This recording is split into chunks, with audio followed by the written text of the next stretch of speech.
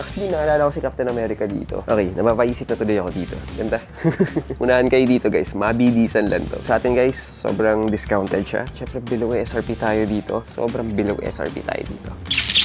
Galista, dami natin dumating ngayon and ito mga comfort shoes tayo and syempre guys sa mga 50% or more than 50% off tayong naka-discount ngayon lalo na guys sa mga below SRP pa tayo syempre legit at original. Tara, check natin to.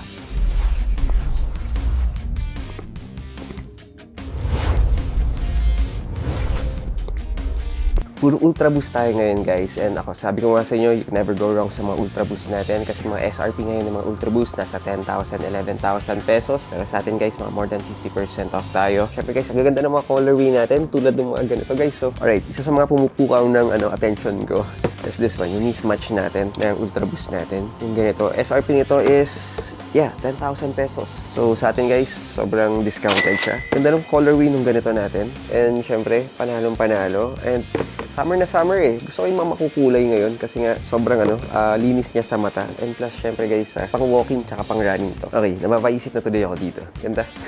Ako gusto ko yung mga bright colors sa mga sapatos kasi majority of the time naman naka-black lagi naman ako. And very neutral naman yung mga suot natin lagi. Kaya mag-stand out talaga kahit anong sapatos yung mga isusuot natin sa ganito. Pero ito guys, panalo. I think this is a collab eh. Kung mapapansin nyo, yung pinakalikodan ng sapatos natin, tsaka yung sa tang natin, may logo siya. Napakalinis. Kahit na madumihan to at maluma, napakaganda pa rin. Okay, this is the Ultra Boost Light naman. This one yung Sakura natin na colorway. Ito guys, women's naman to. Yes, hindi pala to women's. Actually, men's pala to. So, unisex naman pala yung mga ganito natin. So, pink tayo, na Sakura pink. Ang angas lang ng ganito. And syempre guys, sobrang linis ng ganito natin. Syempre, below SRP tayo dito. And ang gusto ko guys sa mga Ultra Boost natin, syempre malalambot yung mga ganito natin. Pero pogi ng mga ganito natin. Okay, next natin, this is Ultra Boost 5 naman natin. 10,000 ang SRP niya. Pero sa atin, sobrang mura na lang. Ito yung ganitong colorway natin. Ito, na-sold out ito agad sa atin, yung ganito nating kulay. This one, tinatawag ko nga itong Captain America. Kasi nga yung kulay natin dito, white, blue, and red naman. Tapos meron lang tayong gray na accent or silver dito sa ating logo ng Adidas. Pero all in all, napakaangas nung itsura nito. Budgetarian tayo dito guys. Syempre guys sobrang super sale tayo. And unahan kayo dito guys, mabibisan lang to. Kaboom! Captain America! Actually, naalala ko si Captain America dito. Lalo na kung mga batang 90s ka, naglalaro ka ng mga arcade games, mga Marvel vs. Capcom, mga Marvel superheroes. Talagang ganito yung kulay niya. And plus, syempre, comfort and style, ito yung binabayaran mo talaga dito. Ako fan ako ng mga Ultra Boost natin. Since very timeless yung itsura niya. Plus, ito yung binabayaran mo dito talaga. Yung pormahan nito, yung performance natin. Next one, meron tayong mga Ultra Boost 1.0.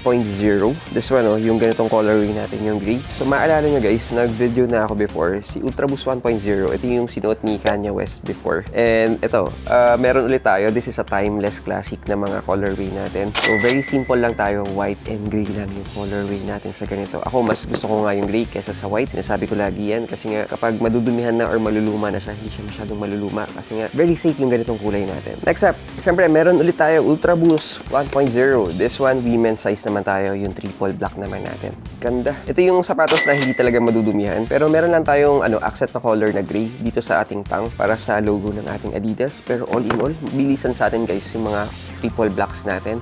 Syempre guys, pwede mo na itong pamporma and even pang running na rin. Alright, this is the Ultra Boost Silver Metallic natin. Ito yung 10-year anniversary ng Ultra Boost. Ayan, makikita nyo naman. So, ang pinagkaiba naman niya is, syempre, yung pinaka-top natin, medyo metallic na silver ang kanyang colorway. Parang green na rin siya, pero mas angat yung colorway na to. Ang linis nito, panalo. Maganda pagka-metallic nito. And plus, 10-year anniversary na release ng Ultra Boost to. In fairness ang linis nito.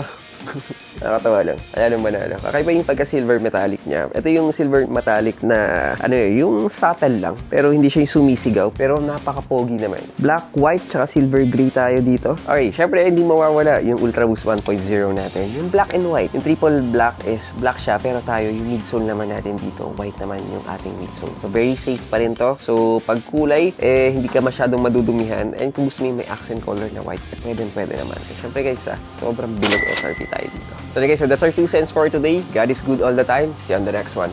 Cheers!